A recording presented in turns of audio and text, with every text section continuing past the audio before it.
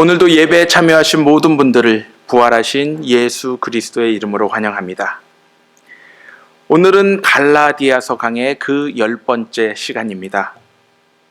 지난주 말씀에서 사도 바울은 상속자의 예를 들어 율법과 복음에 대하여 설명하였습니다. 즉 상속자는 미성년 시기 동안에는 후견인의 보호에서 결코 벗어날 수가 없습니다. 이러한 모습은 마치 예수 그리스도가 이 땅에 오시기 전 율법의 지배를 받으며 살아가는 사람들의 모습과 유사합니다. 하지만 미성년 상속자가 성인이 되었을 때 그는 비로소 후견인들로부터 자유롭게 되어 부모에게 물려받은 모든 유산의 소유권을 자유롭게 행사하게 됩니다. 이와 마찬가지로 하나님의 정하신 때가 되자 하나님은 자신의 독생자 아들을 이 땅에 보내시어 사람들을 율법의 굴레에서 해방시키셨습니다. 그리고 예수 그리스도를 믿는 사람들은 유대인이든 이방인이든 남자든 여자든 혹은 자유인이든 종이든 상관없이 이들 모두가 한 하나님의 자녀가 되어 부활의 생명을 선물로 받게 되었습니다. 바로 사도 바울은 갈라디아 교인들을 향해 더 이상 율법의 행위가 아닌 예수 그리스도를 믿는 믿음을 통해 하나님의 자녀가 되어 하나님의 영을 선물로 받게 된 것임을 다시금 상기시켰던 것입니다. 그리고 하나님의 영인 성령은 이들에게 하나님을 아빠, 아버지라 외치게 함으로써 그분과의 친밀하고 유일무이한 자녀 관계임을 지속적으로 알게 하고 계심을 설명하였습니다. 그러므로 예수 그리스도를 믿는 믿음을 통해 아브라함의 자손이 된 그리스도인들은 그리스도와 함께 십자가에 못 박힘으로써 율법이 아닌 믿음으로 하나님이 약속하신 유업의 상속자가 되어 그 유업을 이 땅에서 이어나가는 사람들임을 지난 시간 보았습니다. 오늘 우리에게 주신 말씀은 바울이 지금까지 언급한 내용들을 갈라디아 교인들의 삶에 적용하는 내용입니다. 즉 갈라디아 교인들이 예수님께 회개하기 전과 후의 상황을 대조하면서 과연 하나님의 자녀로서 어떠한 생각과 생활 태도를 가지고 살아가야 하는지 권면하는 말씀인 것입니다. 먼저 사도 바울은 갈라디아 교인들의 과거 모습을 이야기합니다. 즉 그 당시 이들의 모습은 하나님을 알지 못해 거짓 신들에게 사로잡혀 종노릇하고 있었습니다. 하지만 이들은 사도 바울이 전한 복음을 받아들여 비로소 하나님이 누구이신지 알게 되었습니다. 여기서 하나님을 알다라는 말씀은 단순히 지식적으로 아는 것이 아닌 삶을 통해 경험적으로 체험하는 것을 이야기합니다. 다시 말해 예수 그리스도를 믿는 사람들은 하나님을 아빠, 아버지로 지금도 경험하며 고백하는 사람들로서 이러한 삶의 경험은 지식적으로 갑자기 나타난 것이 아닌 하나님의 사랑으로 오직 성령을 통해 선물로 주어지는 것입니다. 하지만 갈라디아 교인들은 이러한 하나님의 은혜를 거부하고 하나님이 아닌 것들에 대하여 사로잡혀 종노릇하는 생활로 다시 돌아갈 위험에 처해 있었습니다. 즉 믿음으로 하나님의 자녀가 된 갈라디아 교인들은 다시금 피조물을 신으로 섬기려 함으로써 회개하기 전의 상태로 돌아가려 하는 것이었습니다. 바로 사도 바울은 이러한 상황이 마치 그리스도께서 오시기 전의 모습인 율법의 종살이로 돌아가려는 모습과 동일함을 선포하고 있습니다. 우리나라 고사성어에 보면 견지망월이란 말이 있습니다. 이 뜻은 달을 보라고 손가락을 가리켰더니 달을 보지 않고 손가락만을 보고 있다라는 것입니다. 이 고사성어의 유래는 이렇다고 합니다. 어느 날 글을 알지 못하는 스승에게 한 제자가 찾아와 이러한 질문을 하였습니다. 스승님은 그를 모르면서 어떻게 진리를 알 수 있으십니까? 그러자 스승은 이렇게 대답하였습니다. 진리는 저 하늘에 있는 달과 같고 문자는 그 달을 가리키는 손가락과 같다. 손가락으로 달을 가리키지만 손가락이 없으면 달을 보지 못하는 것은 아니다. 하지만 달을 보라고 손가락을 들었더니 달을 보지 않고 오직 손가락만을 쳐다보는 어리석음을 범하지 말게.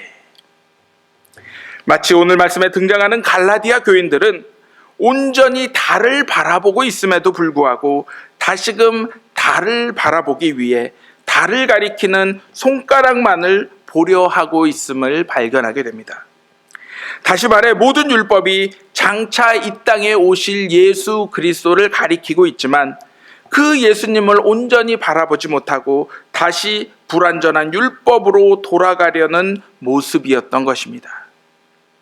달을 보았으면 이제는 달을 가리키는 손가락을 지워버리듯 예수님을 보았으면 이제는 예수님을 가리키는 모든 율법을 잊어야 하는 것입니다. 아마도 그 당시 갈라디아 교인들은 할례뿐만이 아닌 날과 달과 절기와 해로 상징이 되는 유대교의 모든 예식을 지키려 했던 것으로 보입니다. 하지만 이 모든 것들 역시 예수님이 오심으로 인해 더 이상 지속되지 않는 헛된 것들이었습니다.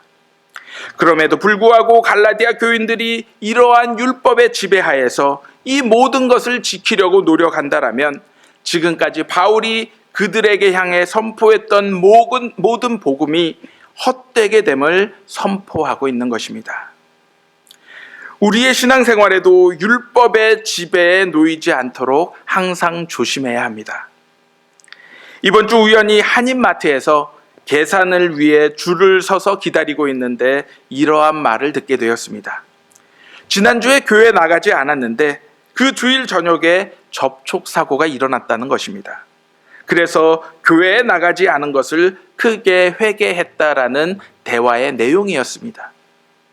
여러분들은 과연 이 말을 어떻게 생각하십니까? 단순히 기계적으로 안식일을 지키라는 하나님의 율법을 지키지 않아 과연 이 사람이 벌을 받은 것입니까? 물론 이렇게 생각하실 수도 있을 것입니다. 하지만 이렇게 생각하는 모습은 복음에 거하는 모습이 아닌 율법에 거하는 모습임을 기억하시기 바랍니다. 이러한 차량의 접촉사고는 우리가 주일 성수를 하든 혹은 하지 않든 상관없이 언제든 일어날 수 있는 것입니다. 물론 하나님께서 어떠한 목적을 가지고 이러한 사건을 의도적으로 일으키실 수도 있다라고 저는 믿고 있습니다. 그래서 여러분들 마음에 하나님이 이러한 일을 일으키셨다라고 생각이 되면 우리의 율법적인 행위가 아닌 하나님을 향한 우리의 마음가짐을 가장 먼저 돌아보아야 합니다. 단순히 율법에 따라 주일 성수를 하는 모습이 아닌 우리의 예배에 과연 하나님을 향한 기쁨과 감사가 있는지, 그리고 그에 합당한 열매를 맺고 있는 삶을 살고 있는지 철저히 회개하며 돌아보는 모습이 복음에 거한 사람들의 모습임을 기억하시기 바랍니다. 마지막으로 사도 바울은 자신이 유대인으로서 이방인인 갈라디아 사람들과 같이 된 것처럼 갈라디아 교인들도 자신과 같이 율법에서 자유롭게 되기를 요청하고 있습니다. 즉 바울 자신이 더 이상 의롭게 되기 위해 율법에 의존하지 않고 예수 그리스도의 구원의 은혜에 의존하는 것과 같이 자신을 본받으라는 격려를 갈라디아 교인들에게 하고 있는 것입니다. 원래 갈라디아 교인들은 바울을 해롭게 하는 사람들이 아니었습니다. 바울의 적대자가 아니었습니다. 오히려 이들은 바울을 잘 섬기는 사람들이었습니다. 바울이 처음 갈라디아 교회를 방문했을 때 무엇인지 정확히 알 수는 없지만 바울의 몸에 병이 있었습니다. 그 당시 사람들에게 있어서 병은 일반적으로 신의 저주나 악마의 힘에 사로잡힌 죄의 결과로 받아들여졌습니다. 이러한 모습은 바울이 전하는 복음을 거부할 수 있는 충분한 명분이 되었을 것입니다. 그럼에도 불구하고 갈라디아 교인들은 바울을 업신여기거나 무시하지 않고 그를 하나님의 천사와 같이, 그리고 예수 그리스도와 같이 영접하였습니다. 이들은 심지어 바울에게 눈이라도 빼어내어줄 사람으로서 아무리 그들에게 소중한 것이라 할지라도 바울에게 아낌없이 내어줄 준비가 된 사람들이었던 것입니다. 하지만 이러한 복음의 자유와 기쁨에 살던 사람들이 이제는 거짓 선지자들의 유혹에 빠져 다시 율법의 지배하에 종과 같이 살려는 모습을 사도 바울은 안타까워하고 있습니다. 그러면서 사도 바울은 거짓 선지자들이 갈라디아 교인들을 향해 열심을 내는 것은 그들을 위한 것이 아닌 그들로 하여금 하나님을 향해 열심을 내는 것을 자신을 향해 내도록 하기 위함임을 경고하였습니다. 이제 사도 바울은 다시금 처음으로 돌아가 어머니가 온전한 모습을 갖출 때까지 태 속에 그 자녀를 품는 모습과 마찬가지로 갈라디아 교인들이 예수 그리스도의 형상을 이루기까지 부모와 같은 역할을 할 것임을 말씀하고 있습니다. 바로 바울은 그리스도 안에 숨쉬고 있는 새 생명을 갈라디아 교인들에게 다시금 전해줌으로써 그들이 그리스도의 모습과 모범을 따라 율법에서 자유하여 새로운 복음의 삶을 살길 원했던 것입니다. 사도 바울과 같이 저에게 있어 목회자로서의 가장 큰 역할은 복음을 전하고 복음을 믿는 사람들이 그리스도의 형상, 바로 그분의 인격을 담도록 도우는 데 있습니다. 그러므로 예수님을 닮아가는 것이 우리 삶의 제일 목적이요, 동시에 최종적인 목적이 되기를 소원합니다. 그리고 그 열매는 분명 우리의 삶 속에서 성령의 열매들로 나타나게 될 것입니다. 믿는 자의 생활 태도는 율법의 행위와 절기를 지키는 것에 얽매이지 않고 오히려 그리스도의 형상, 즉 그분의 인격을 철저히 닮아가는 것을 목표로 하고 있음을 믿으시기 바랍니다. 그러므로 오늘 이 시간 우리 인생의 목표가 오직 예수 그리스도 안에서 그분의 인격을 온전히 닮아 세상 속에서 성령의 열매를 맺어가는 것임을 기억하시며 이러한 삶을 살기 위해 오직 예수 그리스도만 의지하고 바라보며 그분 한 분만으로 만족하시는 우리 모두가 되시기를 예수 그리스도의 이름으로 간절히 기도합니다.